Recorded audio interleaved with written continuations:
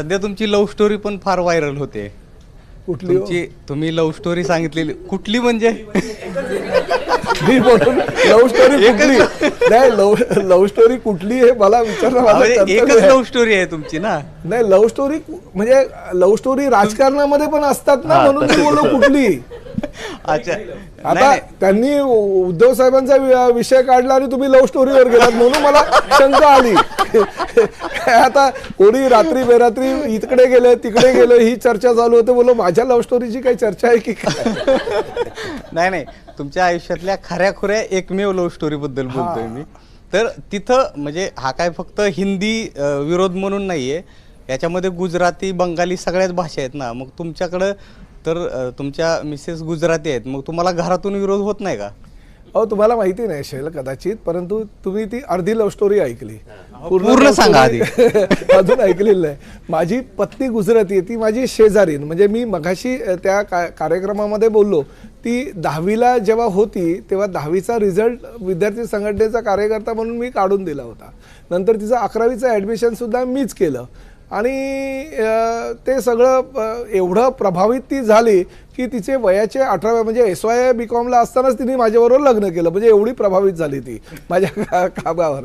आणि तुमच्या माहितीकरता सांगतो, ती ठाणे महापालिकेमध्ये नगरसेवक आहे आणि महासभेमध्ये बोलत असताना अस्खलित मराठीमध्ये ती भाषण करते आणि आपल्या लोकांच्या समस्या मांडते. आणि घरामध्ये सुद्धा आमच्या घरात सगळं जे माझं कुटुंब आहे, इव्हन माझी मोठी सून जी आहे ती पारशी आहे, पण आमच्या घरामध्ये सगळे मराठीत बोलतात. पण फक्त भांडण करताना मात्र माझ्याशी गुजरातीत होते. आणि त्याचं उत्तर मी गुजरातीत देतो.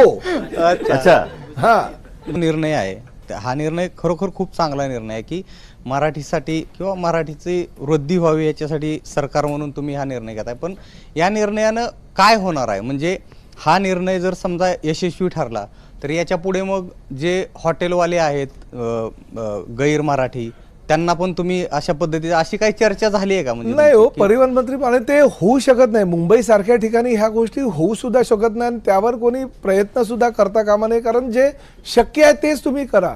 परिवहन मंत्री म्हणून मला ते शक्य आहे, कारण नियमामध्ये आहे, कायद्यामध्ये आहे. तुम्ही हॉटेल किंवा उद्या बोलाल रेल्वे स्टेशन, तुम्ही उद्या अजूनही काही म्हणाल, ज्या गोष्टी होऊ शकत नाही आणि मुंबईमध्ये तर शक्य नाही. मी जबाबदारीनं सांगतो, आज मी ज्या खात्याचा मंत्री आहे त्यामध्ये नियमामध्ये तरतूद आहे म्हणून मी ठामपणे छातीटोकपणे तुमच्या ह्या चावडीवर बसून तुम्हाला सांगू शकतो. परंतु तुम्ही जर विचार केला तो फार मोठा आहे विषय आहे, तो जो शक्य नाही ते शक्य होऊ शकत नाही.